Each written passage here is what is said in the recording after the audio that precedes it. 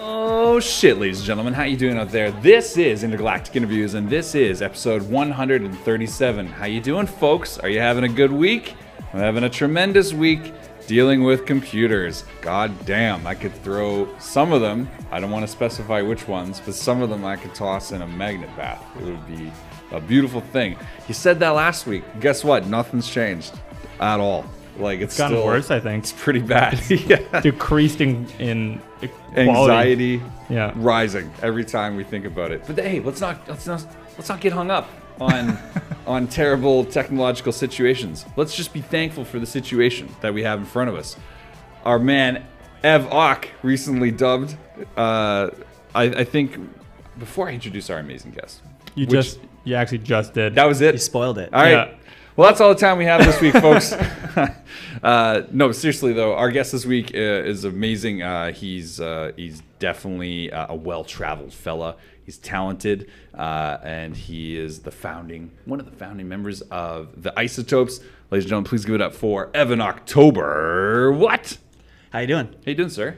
I'm doing great, man. It's nice to be here. Thanks for having me. I just want to go ahead and throw you a massive amount of gratitude for your patience waiting for this show to start. I'm a patient guy. Are you? Yeah, I'm patient. By birth? By birth and by practice. That's good.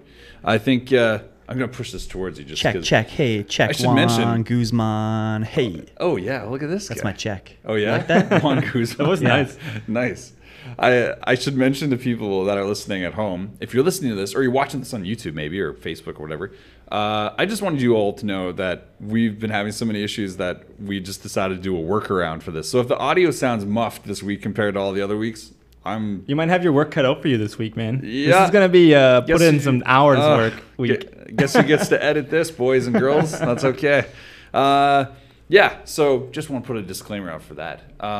Hey, how about I tell you about an amazing offer that's available to you and our listeners? Please, yeah, please. I'm excited. What a setup. What a pitch. Let's hear the offer.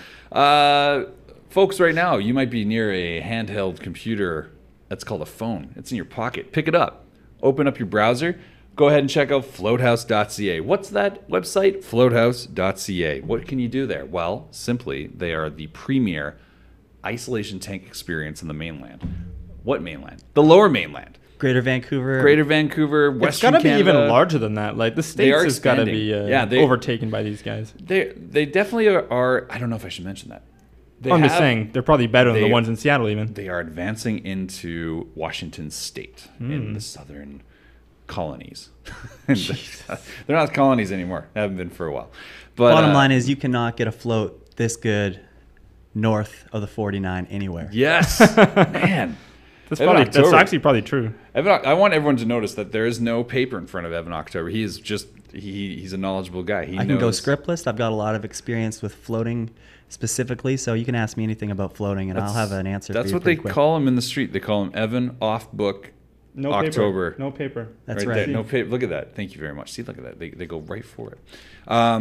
Floathouse is amazing, though. It's pretty cool. If you want to use our podcast promo code, you can get 20% off your next float. I'll tell you that podcast promo code in a second. But first, I should let you know, maybe you're wondering, what is a float? A float is an amazing, tranquil experience that allows you to unlock the mysteries of your mind. Or you could just relax and chill in the darkness and just experience nothingness and kind of reset. It's beautiful. I love it. It's one of the most amazing things you can do with 90 minutes. It's pretty cool. It totally is like a spa for your mind. It's exactly the best way to describe it. Have you ever floated before? I haven't floated, no. And I guess to get this clear, it's a salt bath. That's right. So you are Epsom? you're Epsom. Okay. Yeah, So massive amounts, like hundreds and hundreds of pounds of salt. okay. And so you float on like the top layer of the water, but like you're in it too because of just gravity. But it's Buoyancy. beautiful. Buoyancy. You love it. You've never done it? I haven't done it. No, I'd like to try though. Interesting. I brought my trunks. I'm actually wearing them. Are you? Yeah. Those are your trunks? Yeah. Swim trunks. Those are pretty amazing. Float trunks. Can we get a quick vid on those shorts real quick? C-Mart doing extra camera work. Oh, that's nice. Those are high riders. Yeah. Well, there's only one way to feel comfortable. When you're taking a dip or a float. That's right. Wait. I like to be unencumbered. Oh yeah. You do them naked. Did you know that? I didn't know that. That's how you do them. I think I may have ruined your fashion choice then. Well, no, it's fine. I mean, you need to wear something to the float place and away from it. I don't want to. Yeah, you know what? I don't want to ruin your day. So I think. Do you think anyone floats in the clothes they come in? Like they come in float clothes, they get in. No, you couldn't do that. You'd be in trouble. If you'd be in trouble as a clothes owner. Okay. As a clothes, like as a purveyor of clothes, you'd be in trouble. Because like, think about when you get, I don't know, have you ever been in a winter climate and you have like a salt line on like your pants or something because you walk through the snow or something like that? It's like that, but like, and that's like a couple, handfuls of salt. Imagine you still take a shower pounds. After. Yeah, but on your jeans and your clothes, I don't know. I'm not saying jeans. I'm saying in shorts. Bottom line being, if you want to try Float House, I would recommend, this is the best ad this week, by the way. If you want to try Float House, I would recommend using our podcast promo code IIPodcast. That's lowercase I, podcast, and that'll get you 20% off your next float. What does that sound like, Evan? Sounds like a deal and a half to me. Fuck yeah, and you know what? I've been paying full price for all my floats. I can't believe I haven't used that promo code yet. That's because you're a team player. And I could tell it from many, many angles that you're a team player, and I appreciate that about you. But before we go any farther, this week we actually also have a special sponsor, and it's because we're sponsoring them. Oh, yeah. Isn't that how this works out? So let's go to that message right now. Hello, this is Russian Tim and I'm here to tell you about Rocket from Russia Fest, which is happening in Vancouver on July 21st and 22nd at the Media Club. This fest is a celebration of local punk rock scene and it will feature 12 great bands: Isotopes, You Big Idiot, The Core, Contra Code, ATD, Elsmere, Anthems, Shockload, The Dead Hits, Scales, Anteater, and my band called Russian Tim and Pavel Boras. 2-day pass costs you $20 and is available for purchase at myshowpass.com/RocketFromRussiaFest, and single ticket is $15. Rocket from Russia Fest, July 21st, 22nd at the Media Club. Nothing's fine, I'm torn. I'm all out of faith. This is how I feel. I'm cold and I am shamed, lying naked on the floor. Illusion never changed into something real. Wide awake and I can see the perfect sky is torn. You're a little late. Oh shit, now we're back. God damn, that sounds like a good time to me. Yeah, it is amazing. I hope that you're not able to cut and we just have to use whatever this is. And everyone's like, what the fuck is that? Evan October, let's talk about this real quick. You're in a band called the Isotopes, and they have the raddest theme ever. You guys do baseball themed songs. Interesting. Which is like, I think on paper I'm like, okay, what the fuck? But then after listening to the records for the last like couple of years, I'm like, yeah, this works. This works on every level. I like that the market is like so open. Like you guys, how many people like sports? How many people like baseball? How many people listen to punk music? How many people do both those things and are like active participants in the music scene? Like quite a few people. That's a huge market. You guys do well for yourselves. Yeah, well, there's two. Yeah, I think it's going great. There's two kind of ways that you can think about it. And some people say, how do you guys think you can survive based on that you're pigeonholing yourselves to that degree? And then the other way to think about it, which is the way I do, is that it totally sets us apart in a genre that is full of very basic bands, musically ourselves included. You know, it's a way to get people to notice you or like you for something original. You and I right now, in an exercise right now, you and I, let's develop a generic punk band right now, okay? A backstory. They're the opposite of the Isotopes, basically. Okay, let's do this, okay? We met in high school. Okay, yeah. That's always an excellent cornerstone. Yeah, I noticed your hairdo immediately, and I thought, no, there's a guy I can probably identify with and get along with. That's right. I asked him what his favorite record was, and he told me. Well, it's Energy by Operation Ivy. Oh, shit. I immediately resonated with that and began scouring music listings for a third. Well, yeah, and it just so happened that a guy that my brother knew from his other school just bought a drum set. So That's handy. That's really handy. That's exactly it. And then after we did our first garage show, because it was definitely like it was a bringer. It was just your mom and dad and your sister there, but it was right. Technically it was a show. And we used the towels from the clothesline as a backdrop. Yep, we did, and blankets that night. Yeah. And then we submitted to dyingscene.com, and now we're rock stars. Yeah, well, I mean, that can happen, right? Can happen to anybody. That can happen to anyone. That's the Canadian dream. That's right. Evan October. I don't know if you knew that. But see what we just did there. That is like so generic. We could easily do that. Well, yeah, and I mean, like, and music-wise, right? Like, it's there's so many bands, and we're living in a time when you can access music in so many ways. Yeah. Basically, the internet, even the playing field for bands at a time right when we were starting, 2004 or so, MySpace happened, and all of a sudden you could listen to local bands anywhere. Yeah. Which was a thing that you couldn't do before unless you were like tuned into the underground scene with, cassette trading and like all these things. Tape right? trading. Yeah. Look at this guy with his tape trading. That's right. Okay. So I mean, I said, like, why don't we try to do something that, we could stand out doing? Why don't we try to do something that we could be the best at?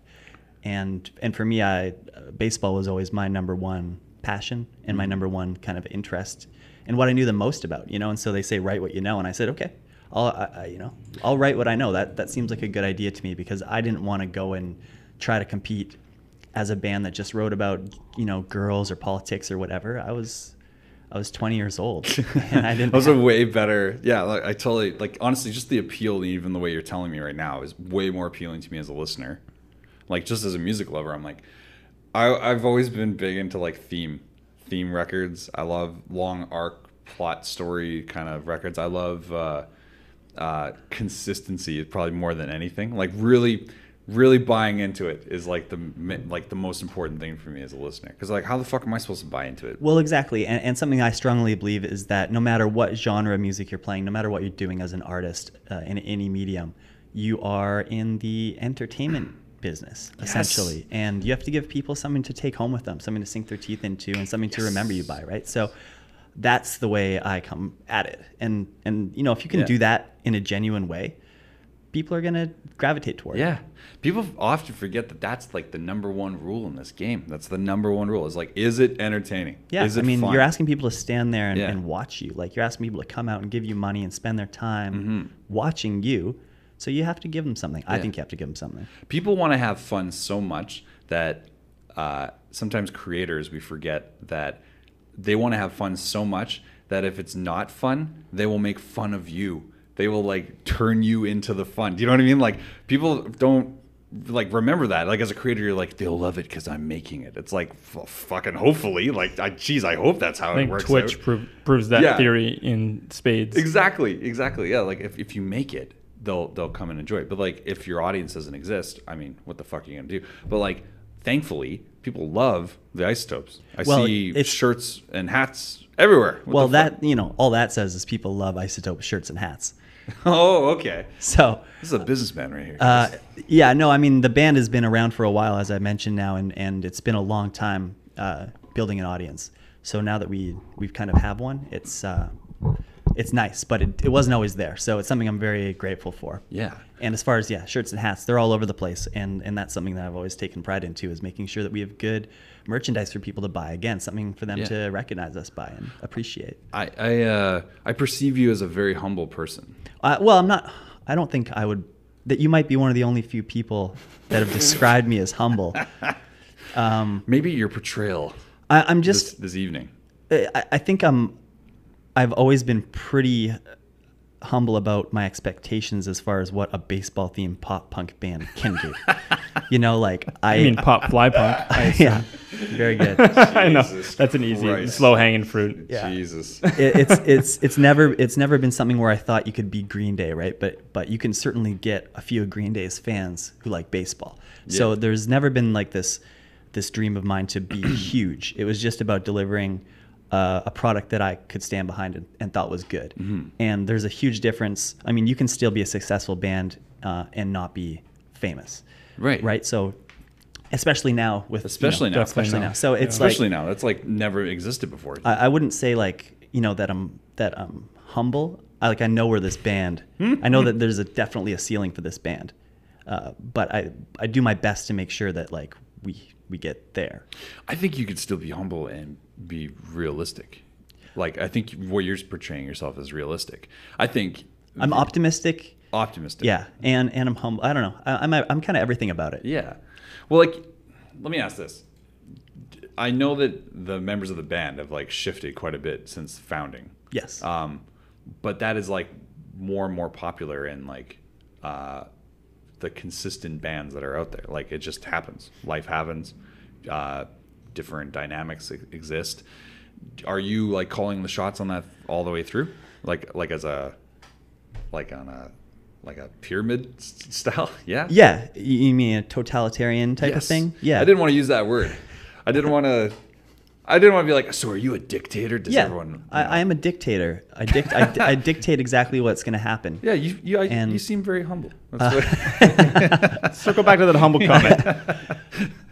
And as far as like the members go, we've had over 40 through the band since 2000, whenever I started this band. How many are bass players? Oh God, I don't know. I couldn't. I mean, I have these stats written down somewhere, but you know, there's probably the bass a critical role in the baseball theme? No, you know what I mean? Like, are you you know what I mean? Like, for another pun? No, I'm just saying. Like, I can help you out if you need some help with those. I know. I'm just wondering. Like, is that a common theme you go back to, like with the bass for baseball or anything shitty like that? Or anything weird like that? No, not really. Okay, that's probably for the best. that 10 you just got was the heat of me blushing for that comment. that was pretty intense. Well done, sir. 40 members is a decent amount. That's a decent amount of people. Yeah. Well, the idea behind it is like baseball. You know, the show must go on. Mm-hmm. You know, it's an old adage in rock and roll, and you don't want to let some bands some bands are absolutely equal parts their members, and they couldn't ever avoid it. Like some bands are just that, but other bands aren't. And if you model it after a baseball team, it's just like you can't let the momentum of a band die because of one person's personal conflicts. Yeah. So that's the approach that I've always taken with this band, and I've always said that I'm going to do that until I have a good reason not to, or until it doesn't work. And that's not to say it's not to say that I do write all the songs and I'm the sole creative contributor as well, more or less. But I am open, and I have become more open as other guys have been in the band for a longer time. Yeah. To ideas, and I don't mean to want to run everything as a dictator, but like you didn't get into this to do someone else's vision. Well, exactly. That's like there's nothing wrong with that. Yeah. But I'd be also crazy to turn down good ideas that come my way from the other guys, right? So, well, as a producer, I've preached to bands in the past where there's clearly a sole songwriter and someone who's like really pulling weight, and then there's like a couple passengers, and I just say, I'm like, well, here's how you do it. I'm like, you just offer them splits on the record, and you tell them this is their songwriting split. And I was like, once the business is out there, I'm like, it gets pretty real very quickly. Yeah. And I was like, you'll see who wants to stick around and who just wants to be a passenger. And then beyond that, I'm a huge supporter of like that core mentality, like we were just talking about, like roster mentality. It's like, yeah, we're gonna build around your starter. We're going to build around you. And there are people that are like, hey, they're killers. They might be killers in other bands. Absolutely. But it's like, you want to come on this team? This is what we're going to do. We're touring Europe. We're doing this. We're doing all these massive spots.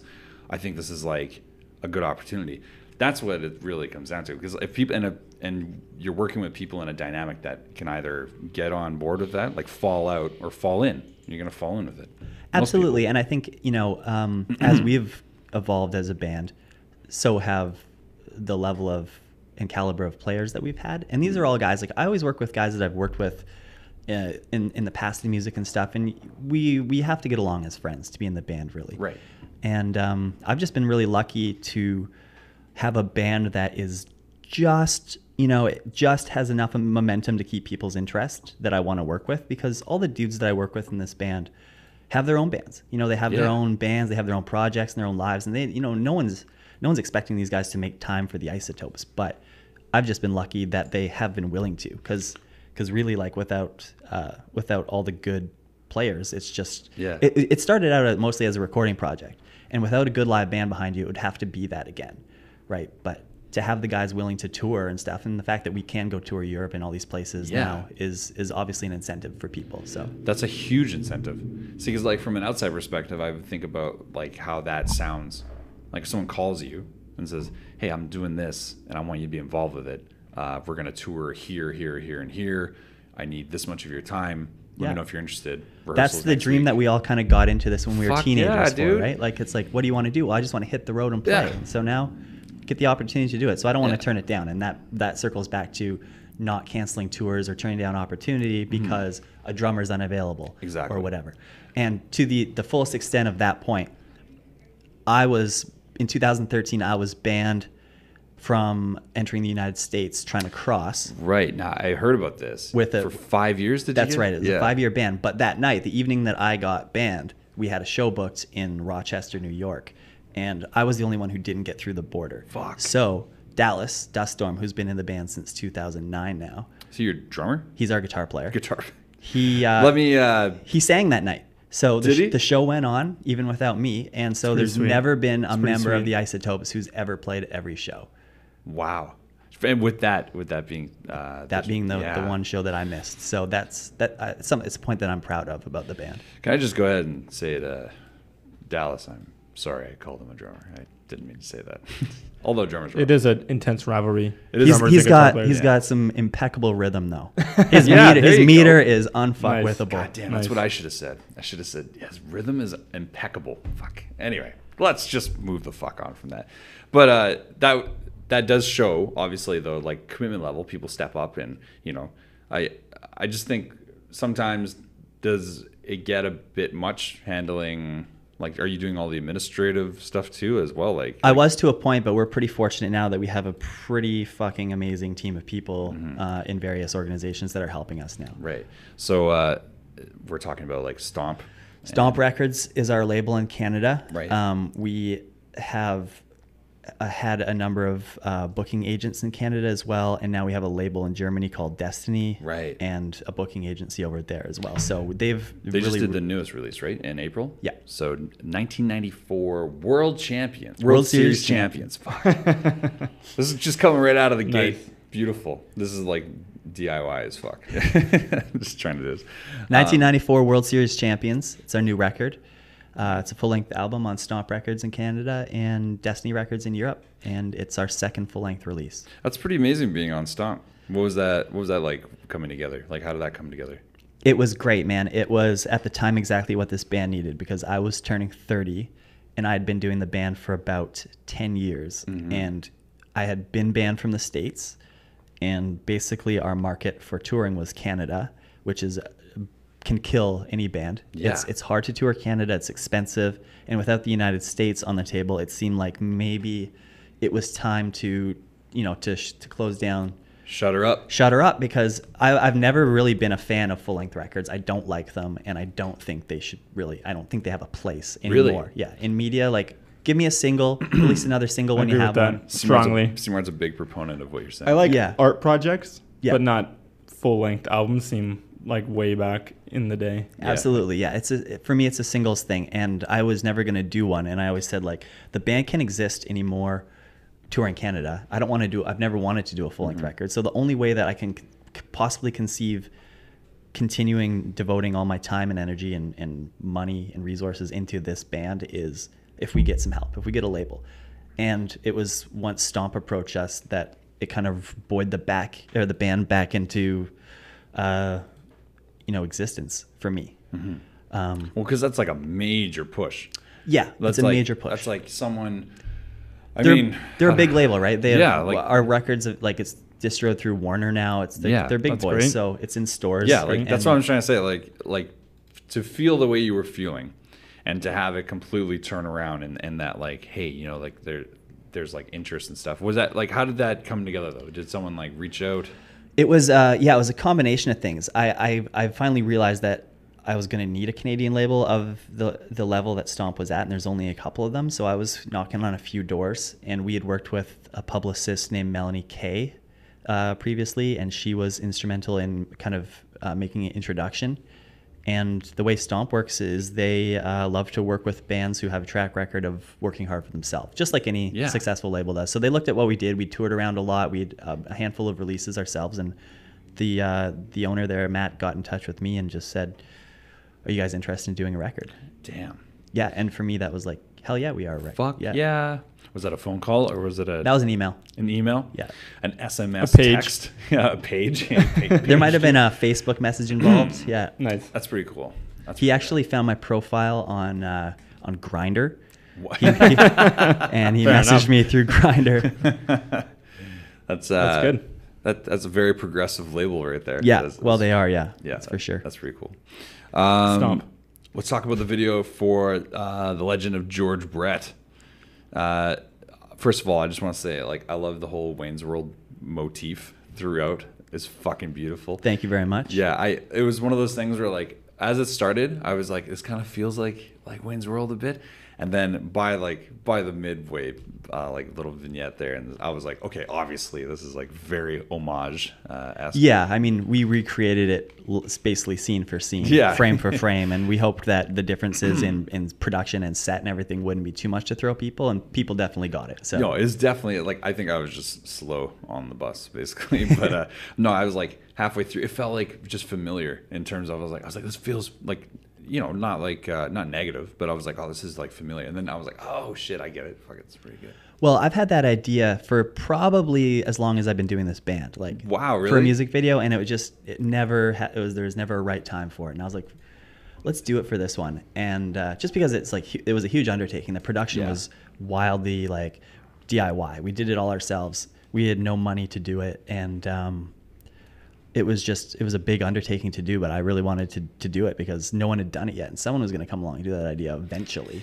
I don't know if I've ever seen anything do that. Certainly not in the genre. That's for sure. No. Yeah, like I mean, you guys just do it so well. Like, you know, it's and our cast of dudes, like the band happened to just work perfectly for it. Yeah, the way it worked. It all came together the right way. It comes back to that thing we were talking earlier about being entertaining. Like, it's just entertainment at the end of the day. Like, is it fun? Like, it doesn't matter if it's like film, TV, music, whatever the fuck, you know? I think sometimes when you look at influences like that, it kind of speaks to more of an appreciation. Is it more than just like Wayne's World as a comedy or something? Is it more like, is it a deeper influence in that? Like, do you like something else about it? What, you mean the video or Wayne's World? Like just the why, why you had that inspiration from Wayne's World. I don't know. I think, no, probably nothing consciously. It's just like that was one of those scenes that's always been with me and with a lot of people. You know, that was just one of those like, you know, cinematic, you know, moments. Rhapsody, who doesn't know that scene, right? And that, you know, for people who are into music and rock bands and stuff, and that's just such a cool scene. Like, go round up the guys and go to a show. Like, it's just, that's the story. Did you know that they almost didn't put that song?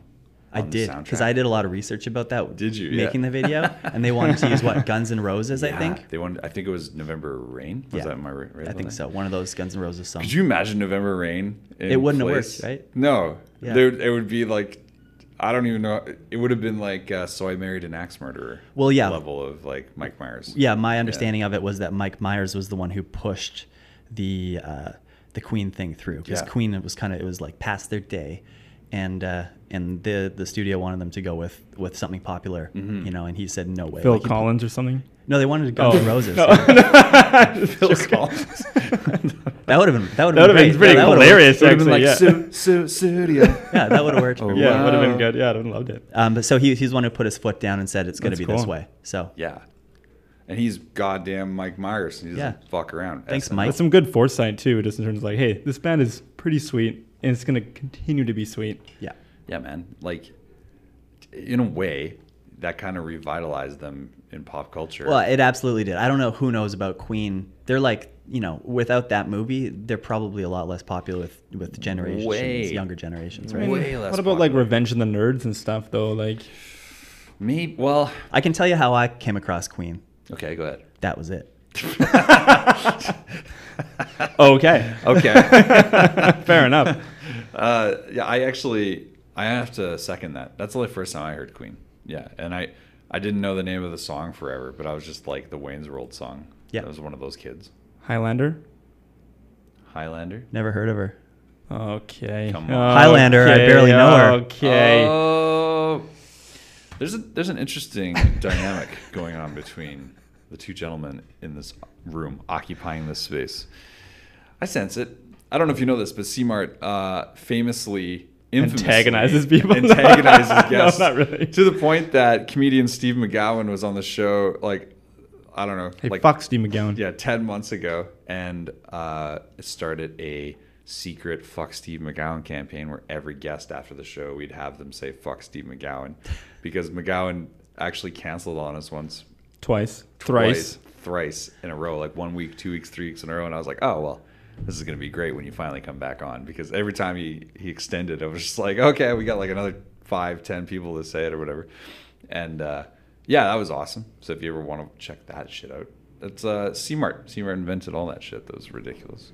That being said, I have some stuff I want to ask you about.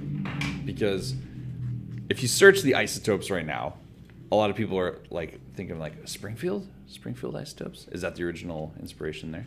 Yeah, it is. At the time when I named the band, there was a trend in punk and specifically pop punk to name your band after a Simpsons reference. And we're certainly not the only band to do that. There was a bunch of them. Let's name a couple right now. All right, Fall Out Boy. Fall Out Boy, of course. Yeah, that's a major that's a one. big one. That's a major. I didn't even know that, to be honest. Yeah, that's crazy. I don't know why. I'll be candid here. I'm not a huge Simpsons fan. Like I'm not. I didn't. That's interesting. That's good. I'm not crazy about it though. I'm familiar with everything that was on when I was living at home, and that would have been like. That's how I'm familiar with. Yeah. But I never sat down and watched a lot of Simpsons. And so that's not why I named the band. People ask me that a lot of whether I was a fan. I'm not a fan. I was jumping on the trend as like a nod to the genre. Like, hey, like that would be a perfect name for a baseball team pop punk band. So I said, well, we'll do that. Other ones were Evergreen Terrace, if you remember that band. Yeah, I know the band. Yeah. Evergreen Terrace, yeah, definitely. Yeah, and then there was a bunch of smaller ones that friends of ours that we knew and stuff like that. But what the fuck were we just saying? The Simpsons band names. Simpsons. I don't know what the fuck I was about to say there. I had something to say there. Fuck it. That's a podcast for you, ladies and gentlemen. Nailed it. Well, I'm a guy that doesn't usually shut the fuck up. So if you forget something, I'm like, well, I guess it's over. It'll come back. We'll see about that. Don't put all your faith in me. Yeah, we might be disappointed. I think what I was going to say is with that reference to the Isotopes and that search, the baseball league that it has arisen from it is like supremely popular. I see, I don't know if it's because my feed's so local sometimes, but like I always see people posting about games. Come on down. We're taking it to them this Sunday at 2:00 or something like that. I'm like, what the fuck? Like I was like, I had no idea so many people played baseball in the area. Well, that's a surprise to us as well. What you're referring to is East Van Baseball League. Yeah. And it's a big league. It's a league that was spawned by the Isotopes as a band. And our thing was, we were mostly all baseball fans to begin with. And at a certain point, we just said, let's put our money where our mouth is and play a little ball. Let's have a baseball game. So we needed another team to play. And so we put the word out to our friends, just on Facebook and, anybody. And it just ended up being a bunch of other people in bands and stuff that we knew. They got a team together and they called themselves the East Van Black Sox. And they were our rivals.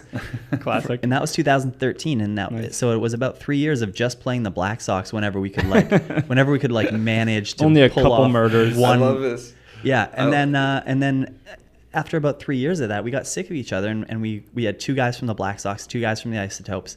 We sat down, we formed a board. Splinter team. Oh yeah. For East Van Baseball, and we said let's call it East Van Baseball and let's get some more teams. Expansion draft. Nice. Expansion. So we threw the word out there on Vancouver's Awesome, and it's a great blog. Yeah. And we had like a crazy reaction to it. I didn't know that there were so many people in music, arts in East Van who are, avid baseball fans. Yeah. And great players too. So we have this league now, which is like a serious hardball. It's like baseball. It's baseball, it's not yeah. softball. That's right. Yeah. It's been described as like little league for grown-ups, which is funny because we do have like players of all ability, but everyone has a good time. It's a beer league. We don't have any rules around that. It's a lot of fun. It's kind of a softball vibe with a baseball game. So the culture is something that's like really like, magical. It's been really cool. It's fun, but it's intense. Yeah, exactly. Everyone out there is trying their hardest, which is fun. Amazing. Yeah. That's really cool. Now, speaking about abilities being ranging in area, yourself, you played pretty well in the past previous to music. And so moving up forward, how would you say your skills have kept pace? My skills have kept pace pretty much. I was a pretty serious baseball player until I was about 17. I played competitively. Right. And I was always a pitcher. And so I have like what I believe is a blown rotator cuff now. So my throwing is okay, but it's not what it was. You don't have the heater? I don't have the heater anymore. I still have most of my ability, and some of it has actually gotten better because I've never actually taken a year off from playing baseball. Wow. I just took 1 year off in my mid-20s, but since I was a kid, I've always played. I haven't missed a year, whether it was softball or whatever. So I've kept my skills up. I do love it, but that's a much more composed answer than I thought I was going to get. I was like, oh, do you want me to? No. You want me to take off the humble hat? I can be like, yeah, man, I'm the shit. I'm the best. Fuck this. What do you still play pitcher? I don't pitch anymore. I do a bit like I did last year, but I prefer not to. And there's guys on the team who are really interested in pitching. What are you playing this season? I play second base, shortstop. Okay. I was going to say probably a good throwing position, short throws of shortstop was always my natural position growing up. Yeah, along with pitcher, but I always love shortstop. I don't know why. It's the all-star position. It is. It's where all the action is. But it's a long throw for me now, and so I move over to second base. I see. Short throws. When I play in like high school, I'd be like, yeah, I want to play shortstop, and they'd be like, you're tall, you're going to left field, and I'd be like, well, can I come in a bit? And they're like, no. I always find it weird though, like when I played when I was younger, like even if you were good at the infield, if you could throw the ball any distance, even with mediocre accuracy, you were in the field. Because they could and if you just like enjoyed the game to some degree, because if you don't like baseball and you can't throw the ball very far, you put that person in the outfield. That's just a run waiting to happen, right? Like so, it's like I wanted to play second base, third base, first base, pick a place, and it's like you're just a little better, and so you got to be in the outfield because all of our other people aren't.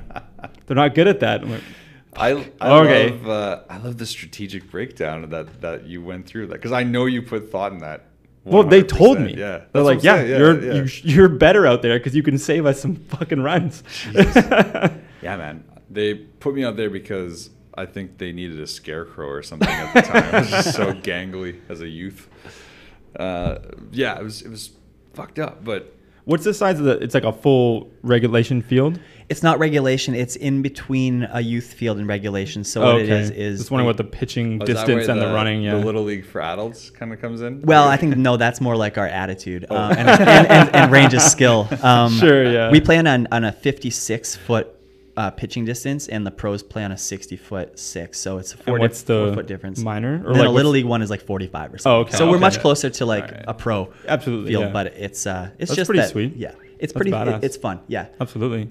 Do you ever get like a mechanical pitcher just for fun? Like no. I just think that'd be hilarious. We're old school, man. We're we stick to the traditional stuff. We I would imagine that would. It's all wood bat. Oh, nice. Really? Yeah. Okay. So no aluminum. No aluminum. Wood bats. And it is a better sound. Better sound. Way better sound. Yeah, it's a lot of fun. Describe poetically the sound of a bat striking the raw hide of a baseball. I don't think I could do it much better than you just did. David Attenborough style. I'm like, you'll now find the ball has become one with the sonic atmosphere that surrounds us. Brilliant. That was brilliant. Something like that. That was great. Jeez, I don't want to give you goosebumps. Favorite baseball movie? Go. Yeah, please. Major League. Yes. Oh, wow. Yeah. Wow. Dude. Not even need to think about it. Color me impressed. Not even a thing. Is that the one where the guy at one point this is a very niche scene, so if it's your favorite movie, you'll know it. But at one point they're announcing a guy onto the field and he does a walking slide and stands back up. As they're like announcing him on the field and they're calling him onto the field and he's walking, just casually walking, and then slides and then stands right back up. That is not ringing a bell. Like not in play. Like he's not in play. They're like coming on up, Evan October, and then like That sounds like a Willie Mays Hayes move, but I don't think that could have been in number 2. Yeah, I don't know. Okay, yeah. Maybe But I don't know. I don't know if that's Major League. it was so shocking to me as a child. I've never forgot it. That's why I'm like, wait a minute. Is this Shocking. that film? Yeah. It's the one. What's the one with Charlie Sheen? If you don't know Major League, it's the one with Charlie Sheen, Charlie Sheen. I don't know if I've seen it. That's Tom Berenger, weird. Wesley Snipes. I gotta check it out. Corbin Burnson, and it's like This is a major departure for Charlie Sheen at this point because he was doing like, let's run it down. He did like Platoon. he did Platoon and Major League back to back. Back to Wow. back. Yeah, both of them were with Bam, Tom bam. Berenger. That's right. Tom Oh, Berenger wow. and Charlie Sheen. You got to put those gentlemen back together. You think we could come up with a screenplay that would work for those two in 2017? Do you think we have something? It'd probably be 2018, considering Maybe it's June. Maybe we do almost Major July. League when they stop doing it. 4, 5, 6. Major League 6. Major League 6. I think Charlie Sheen's probably out for anything right about now, and I think Tom Berenger's dead. Holy fuck! This kills our whole plan. It's going to be difficult. We're going to need some excellent CGI and sign off from the family. That's the thing. Dude, we're gonna need Tom Berenger's brother and an excellent digital artist, please. At least 40. At least 40 digital artists just to do his facial hair and his head, his hair. This is a big hat. Look, this is falling apart. I don't think Your favorite baseball movie? Go. my favorite. Yeah. Sandlot. Yeah, that's got to be mine Yeah, too. because I'm a puss. I guess when it Yeah. comes down to it, there's no real competitive. Rookie of the Year, close second. Oh, Rookie of the Year. I'm a That's huge good fan of The one. Sandlot and Rookie of the Year. Yeah. Yeah, right. They all have I their would own. imagine you'd have to be. Well, That'd be weird if at this point. Well, you're there's like, bad baseball movies out You're there. like, I don't really absolutely, like yeah. Simpsons, and you're like, and I don't like baseball movies. I'm like, what the fuck, dude? Like, Oh, I love a good baseball movie, but Major League is definitely Yeah, the I got best to actually one. check Yeah. that out. dude, Major League's fucking really good. It was really Well, good. apparently. It's funny, man, and it's a slow burn. It's hard to get people. I make everyone that I know watch it like at least once. Reminds me of Airplane a lot, actually. Cause It's of the same era. It's right? kind of Yeah. wacky, right? It's like Leslie Nielsen, like Yeah. rhythm in terms of, you know. I have this awesome. Well, I think it's an awesome idea. Okay. Shoot. Because Major League is from, I think it's from 1984, maybe. Ooh. Okay, so Maybe it's C-Mart slow. look that up real quick. Yeah, it's Good. it's a slow comedy, and it could never work in this era. It's because it's not set up, punchline, set up, punchline. Yeah. So I had this idea. I could do it. Could re-edit Major League to work now Does that exist changing on anything. YouTube? Really, without changing anything, just 89. 89. Okay. Yeah. Okay, but you're not considering the fact that you're going to have this amazing pitch. You just did it right there. Okay, let's keep that exact pitch. And then Hollywood goes, okay, I mean, you're going to recut it. I could see that. It's an amazing property. We do own it. We've owned it for a long time. Are you okay with putting Jonah Hill in it? And I'm not saying reshoot it. I'm just saying re-edit the actual thing. we need a digital artist, 40 of them.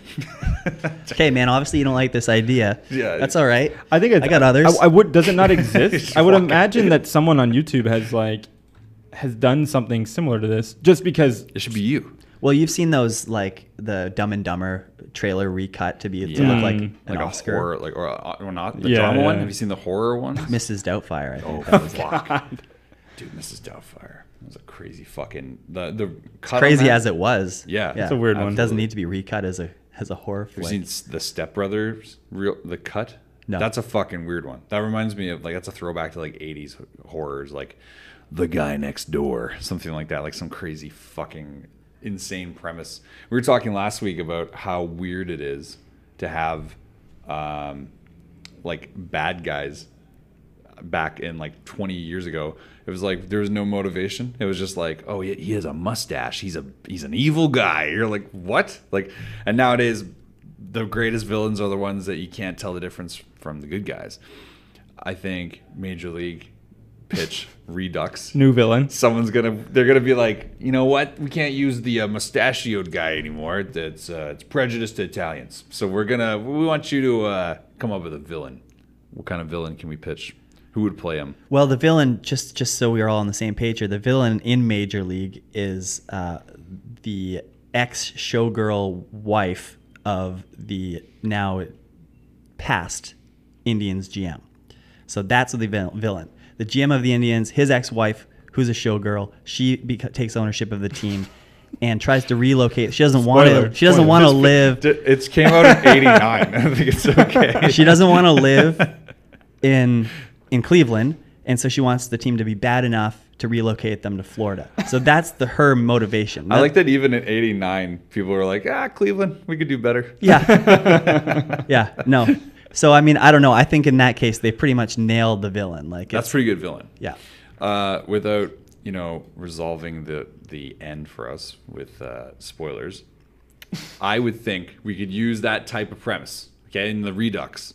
Now she's the hero. Now she could be the hero, because now she actually wants to move the team to cure cancer or something. I don't know. She wants to use the proceeds for... That's how they would do it. I'm only selling the team because I have lymphoma metastasized like crazy, and I need to donate this money to cancer research. That's what they would say. But she really wants to launder Bitcoin stock through Yes. the cancer research. Yes. Okay. You just gave Hollywood a boner with how fucking modern that got right there. You're like, yeah, they got cryptocurrency issues in Major League. Okay, let's keep working this.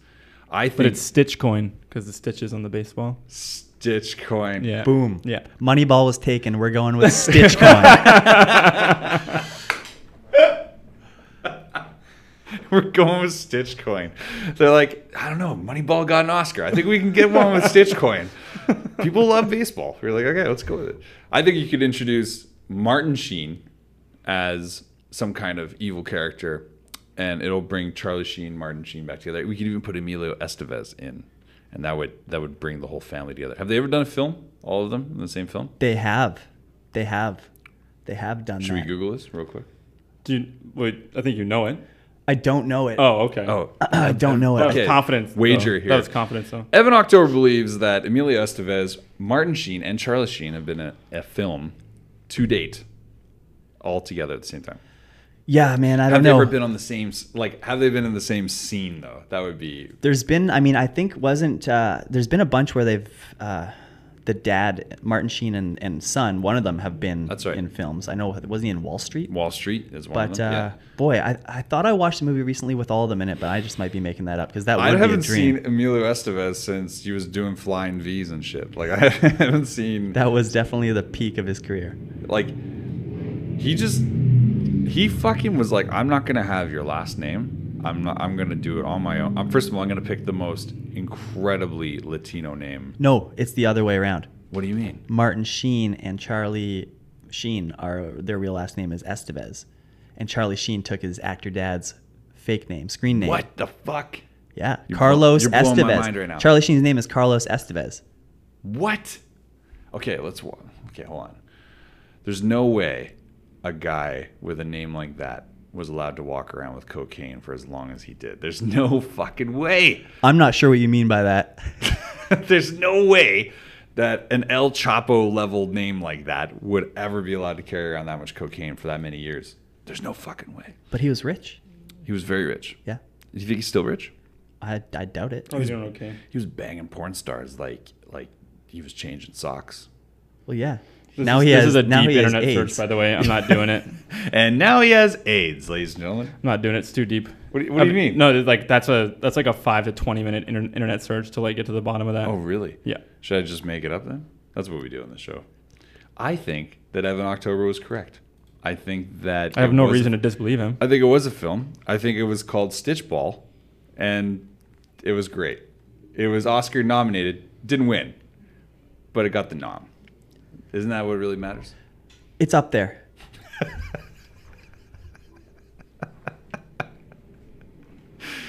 This is already one of my fucking favorite interviews we've done in a long time.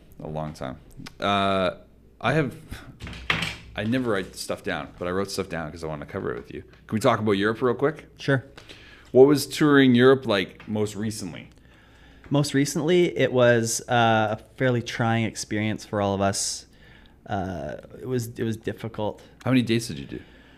We did 30 in Europe, but 30 dates in Europe. it was part of a double, like it was bookended by Western and Eastern Canada dates. So we ended up doing 50 shows in 60 nights. God all damn. told. So, and that was with multiple lineup changes and everything. Europe is typically a really fun place to tour. They treat bands really well, a lot different than they treat bands here, in terms of hospitality and just overall, being welcome. Yeah. And treating bands like they're worth something.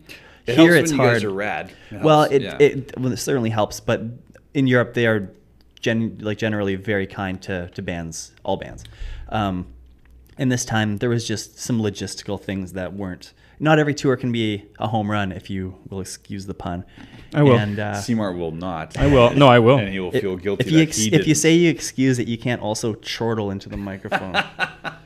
It's excused and appreciated and liked. So anyway, this time use the chortle, by the way. Thanks. Please. This time could have been better, but there's always a stinker, once in a while. It's fine.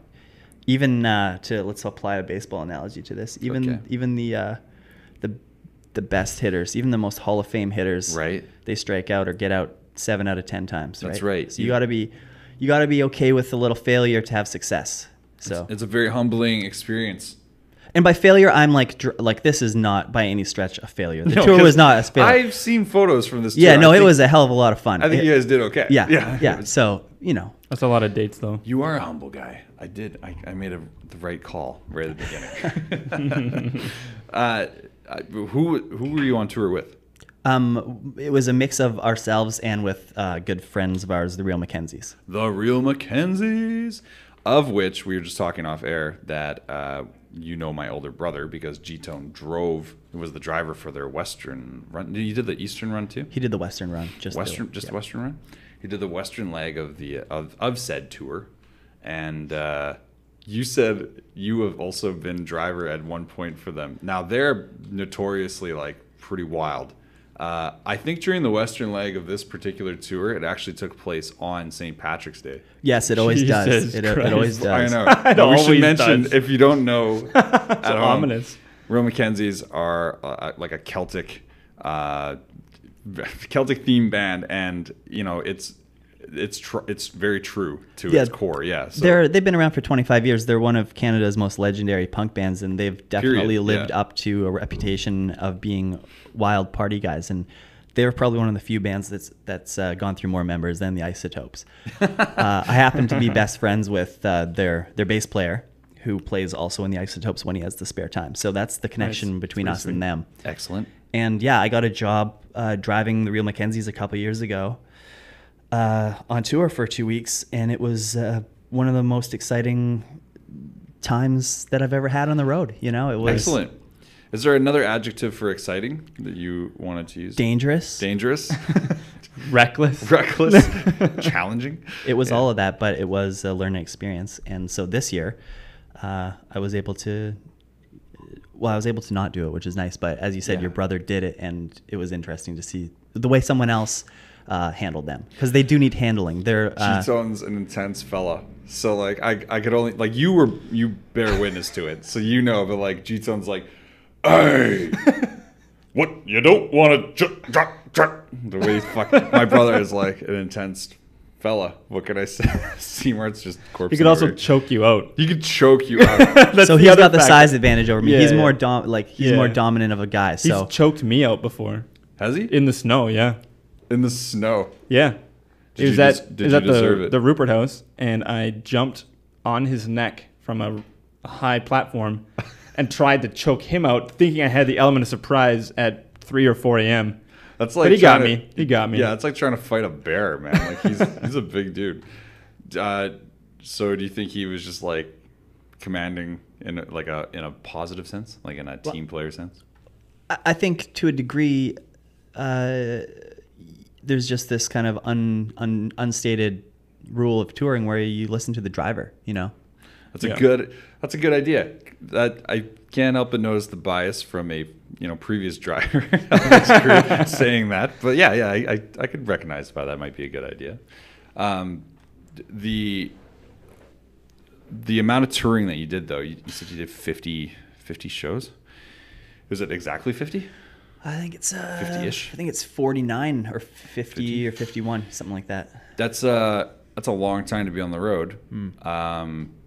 When you started on the road, set-wise, from that moment to the end of the tour, what was one of the things you noticed going into it at the end of the tour that you're like, hey, you know what, this part of the song, it was unexpected. Something, was it good or bad? Do you have a feeling one way or another? Well, we did this tour with a few different lineups, so it wasn't the exact same group from beginning to end. So we didn't have that exact ability to evolve together the way that some bands gel like that.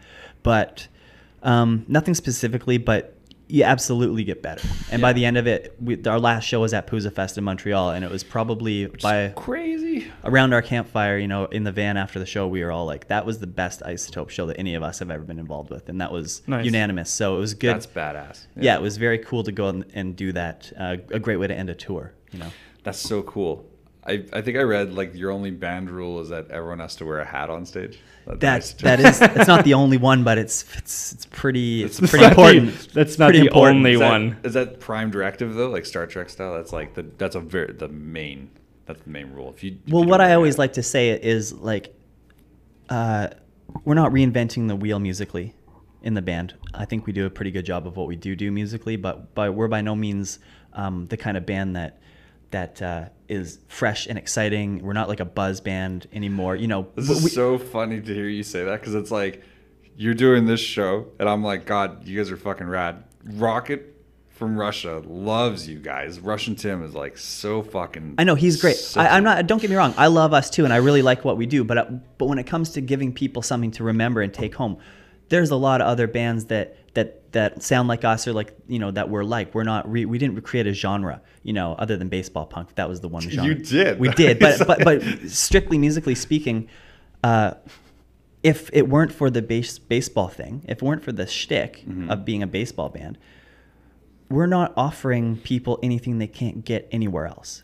So when someone I recognize what you're saying. So when someone comes to me and says, I don't want to wear the hat, and this has happened, I say, well, then you can go join another fucking band. Yeah. Like this is what we're doing. And without that, it's without the little details that we do have. Yeah. Yeah, details are important. That's what I'm talking about. Like, without those, we're nothing different. First of all, what human on this planet would look at that hat?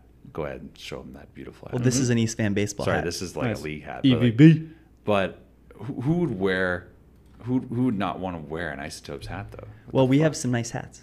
You do. Has anyone tried to get away with like a visor or like a play on the hat as a notion? There's been no visor talk as far as I can remember. A visor. That's good.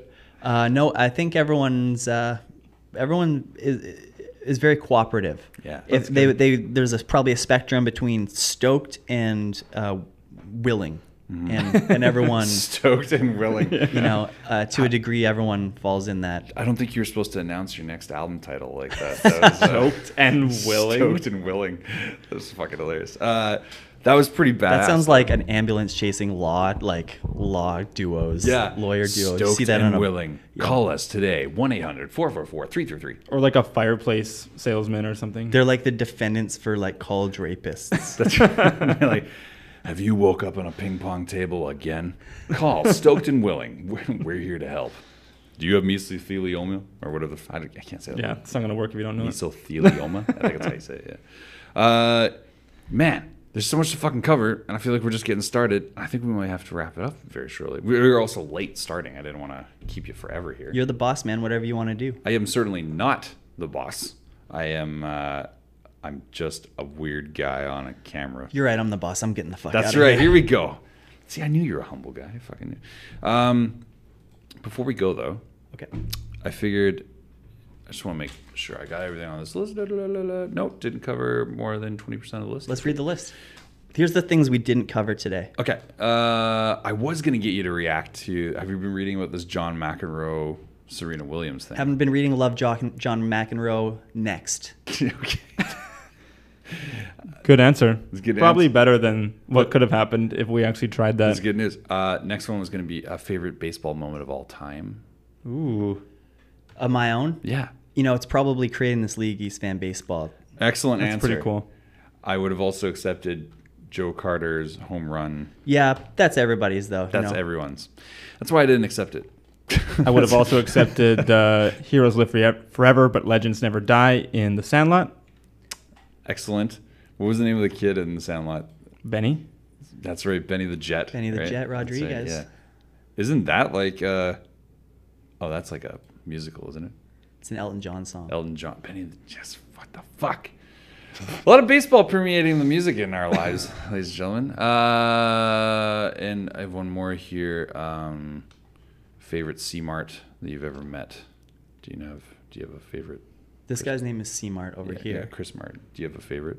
Chris Martin? Yeah, C-Mart. Yeah. I'm fairly sure there's a player on the New York Yankees. It's a pretty common name. Or maybe Also, an ex-player. Coldplay singer. Coldplay singer. Anyone else? My favorite producer of all time and DJ Premier. His real name is Chris Martin. People Okay. don't know that. Chris Martin. Yeah, there's no baseball player named Chris Martin as far as I can remember. But There's got to be.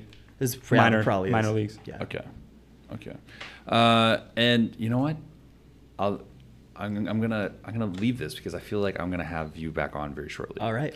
The list has been retired and completed as far as I mean, I'm it's concerned. been let's just say It's been exhausted. It's been exhausted, but not your company, my friend. Well, thank you very How about much. that? That's how you- It's been a pleasure to be here.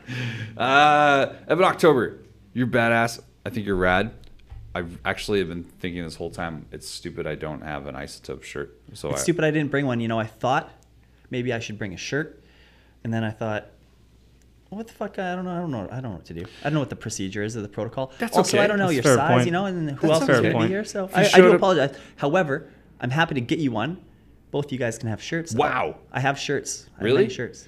So that'd be amazing. Because if you walked in with like an extra medium, I'd be like, oh, great. And I'd be like, have to find someone who Well, wears exactly. extra medium. Have we But talked about when the show is? Yeah, we should do that. we haven't plugged the haven't show plugged the at show. all. And Rocket. We're here to plug the show. That's the kind rocket. of the point. Rocket We did from play the Russia. ad at the beginning, didn't we? That's how you do it. Oh, God. I forgot that we did. I was actually thinking earlier. I was That's like, right, yeah. Did we do it? We Oh, did wait, play we the did ad. do it, but we didn't. But we should let everyone know right now, and I'll pull up all the details while we say this, and maybe you can tell us all about where we can get Isotopes merch and music and video. Okay, please. well, yeah, okay. So if you want some Isotopes t-shirts or hats that you've been hearing all so much about, you can just go to our website, which is www.isotopespunkrockbaseballclub.com.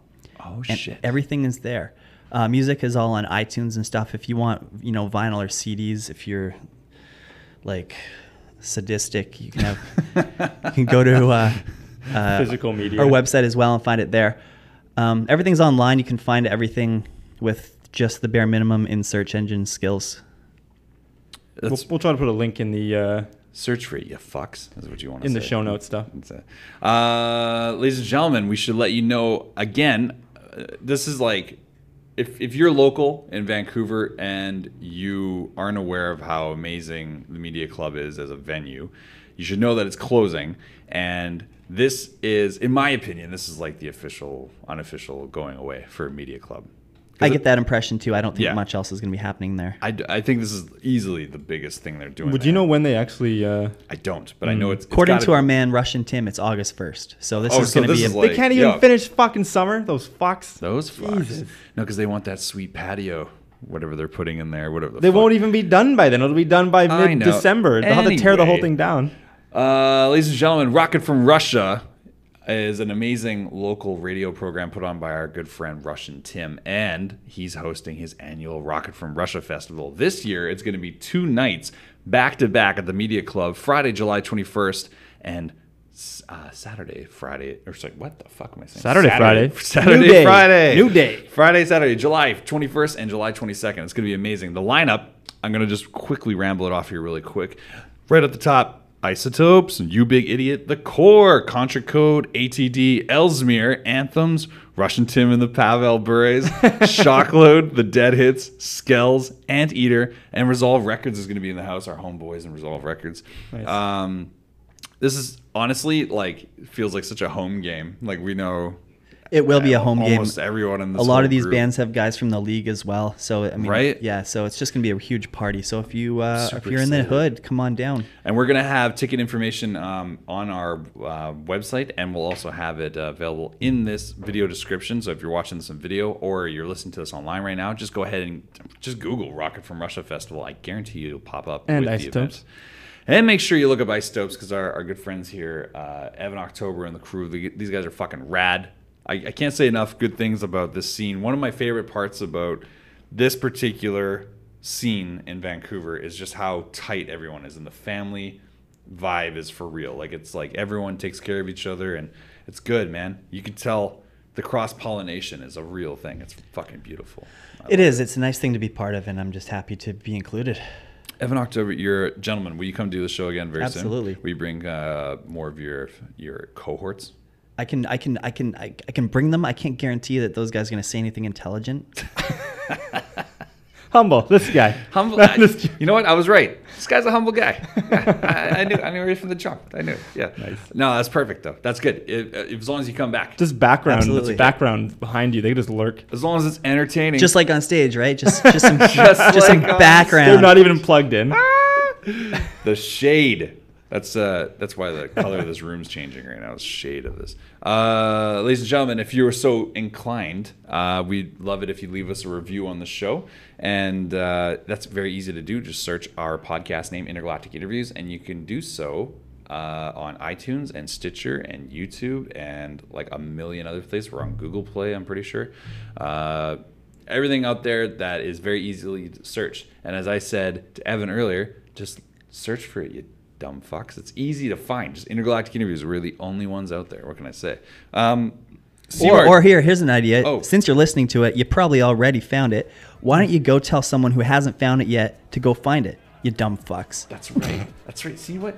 I think I'm gonna have to just like sample that and just play it at the end of every show. Just you dumb fucks like that. I was like, yes. It was the right amount of supportive and venomous. It was good.